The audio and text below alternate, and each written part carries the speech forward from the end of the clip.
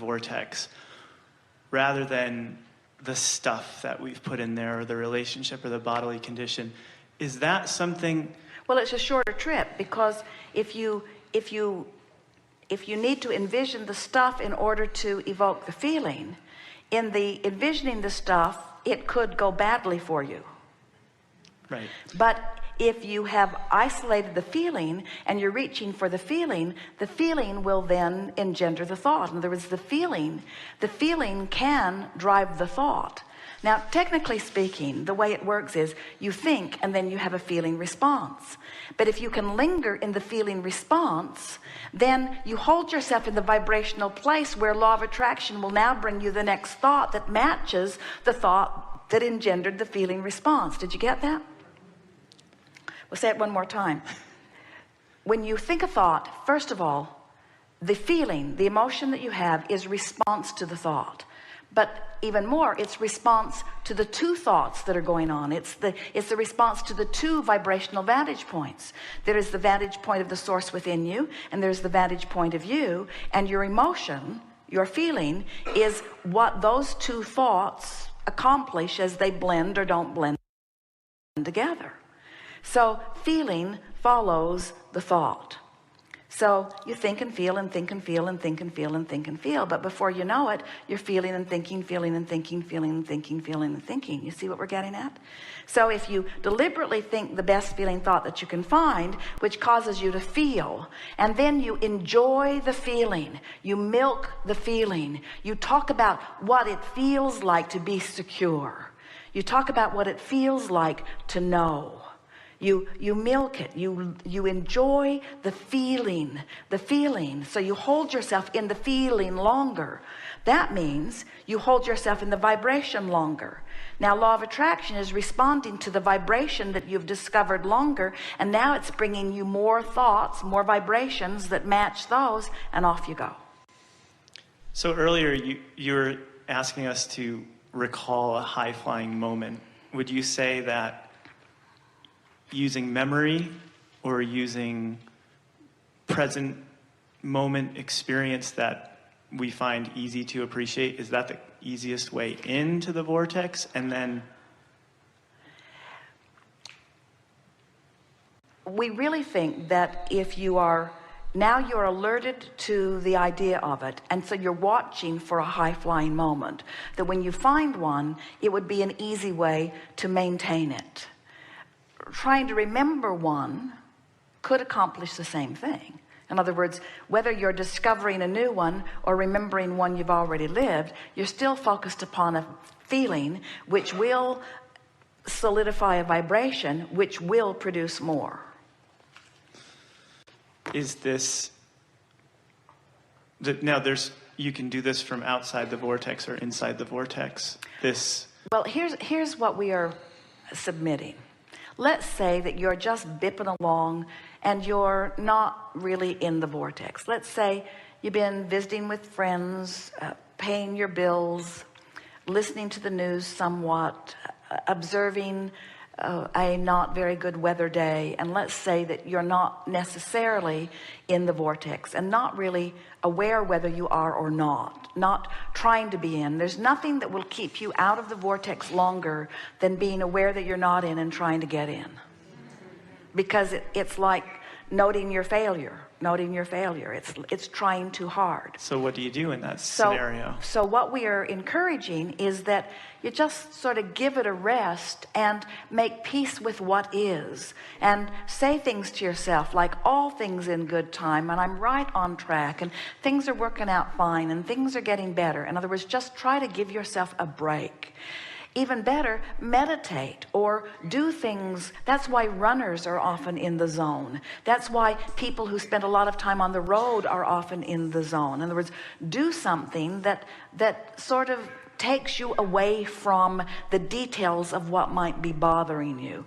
And in doing so, in other words, we really want to emphasize that in the moment that you stop doing that thing you do that holds you out of the vortex will take you in.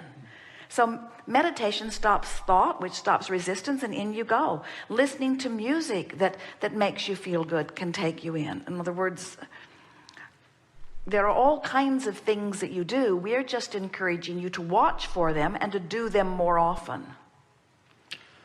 So where does the focus wheel come in with that? Because I think what you're saying is get off the subject sometimes, and then other times you're saying focus wheel it. Is that why you recommend doing the focus wheel the next day?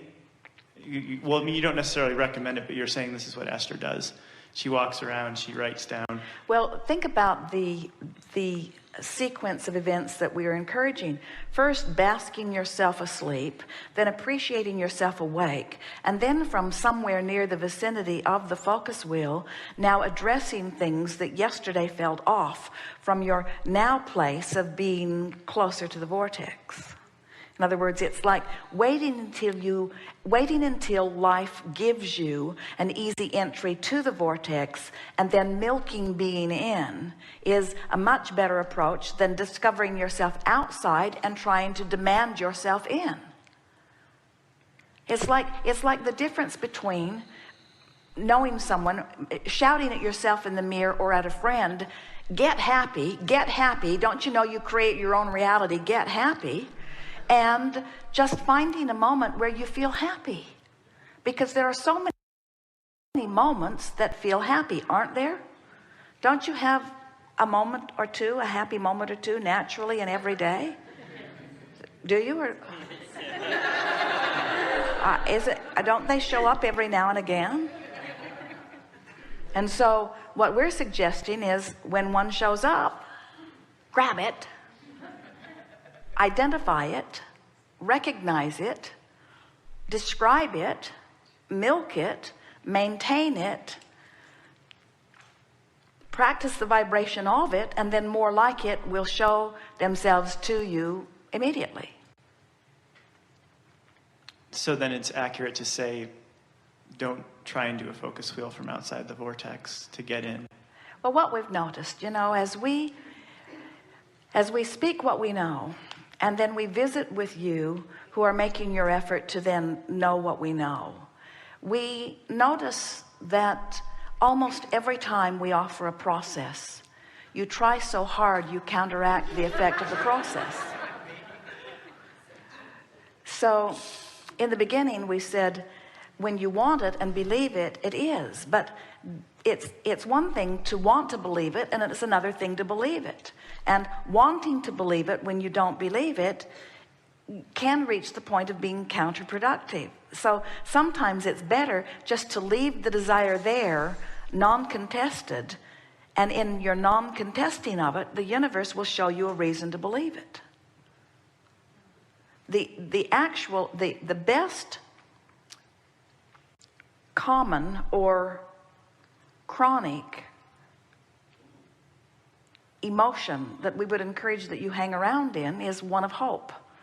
Because if you can hang around in a hopeful or somewhat optimistic vibration, you're close enough to the vortex that it will just suck you in and show you what you want to see, and suck you in and show you what you want to see, until it will make a believer out of you. And when you believe, then you've got it made. When you believe. In other words, have you ever had the experience where you had a viable way that you felt secure in of making money, and because you believed it, the money came, and because the money came, you believed it, and because you believed it, the money came, and because the money came, you believed it. So you just had a sort of cycle that you could not lose going on. Could you define what hope is? Is hope just saying, I want this, and I think I might be able to get it because I see other people have it? Or what? Well, that your pinning us down in this way is really pointing out what we're reaching for in this discussion. We would like hope to be a less analytical, thoughtful process and more of an emotional sensation. Don't you really know the difference between hope and doubt? The difference in how it feels. Hope feels free, lifting. Doubt feels heavy and icky. Doubt feels empty. Hope feels fuller. In other words, we want you to begin to define these feelings.